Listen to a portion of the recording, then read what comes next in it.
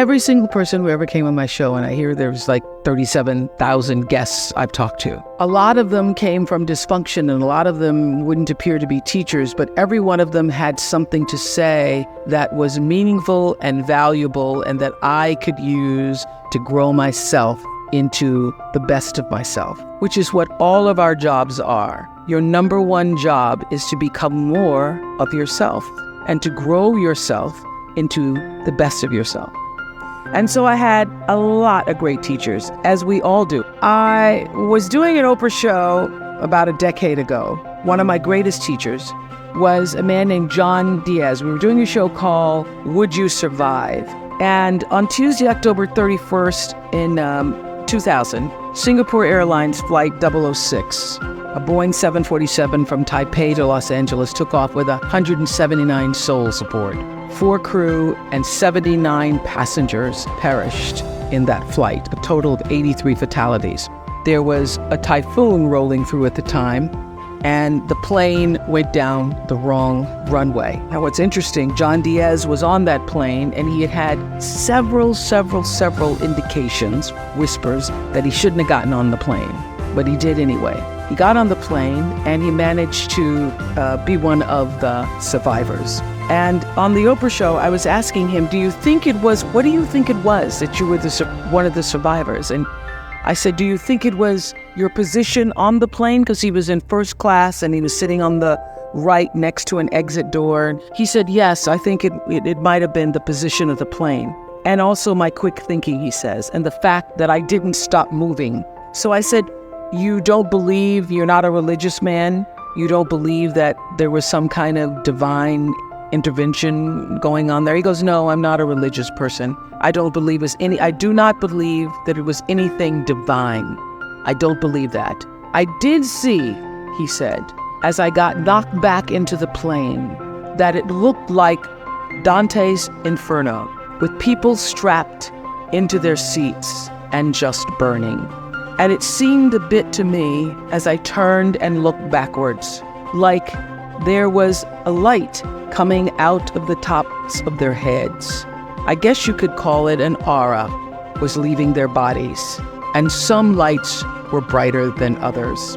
It changed, he said, it changed me. It gave me a new kind of spirituality, in a sense that I now believe somehow, I don't know how, but life continues on somehow through that light.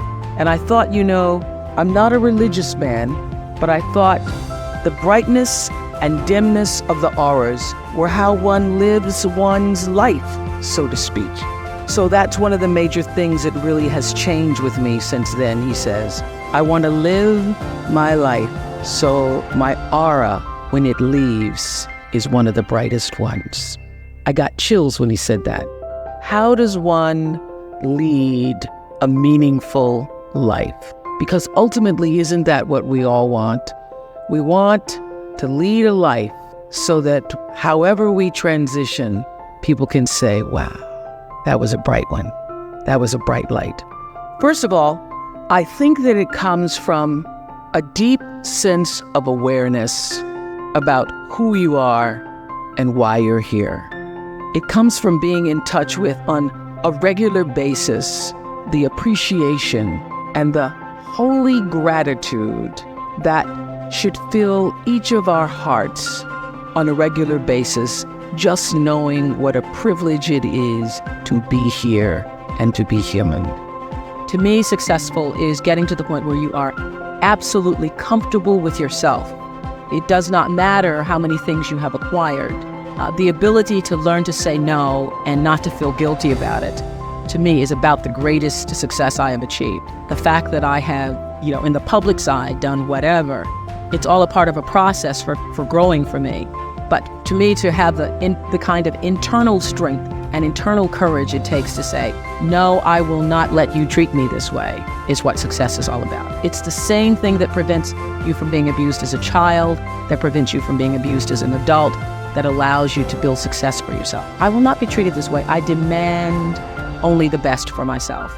All the mistakes I've made in my life, I've made because I was trying to please other people.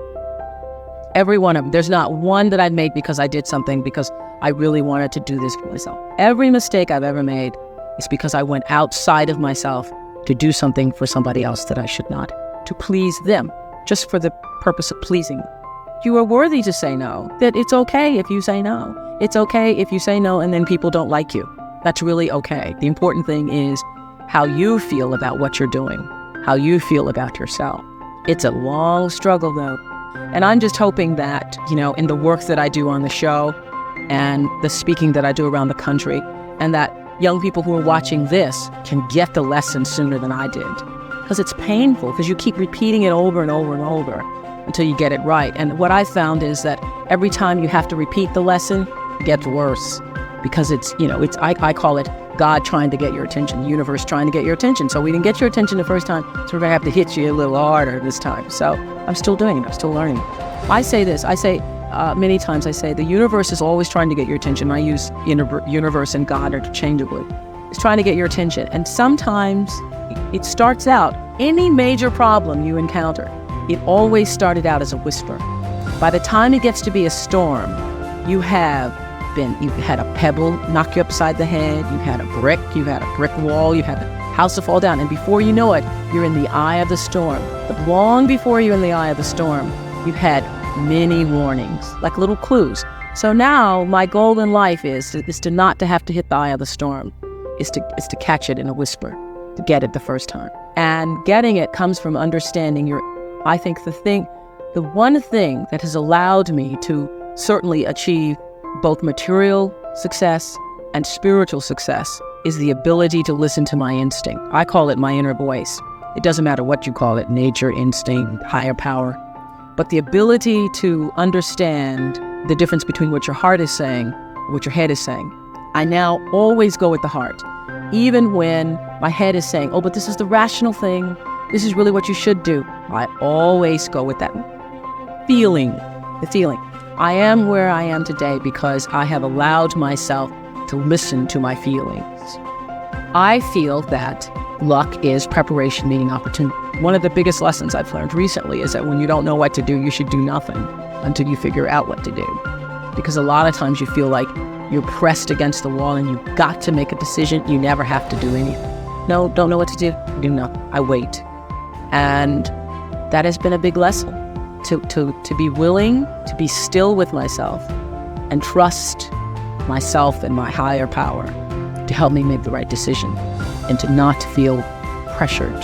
See, I think, we create stress for ourselves because you feel like you have to do what other people to do it. You have to. I don't feel that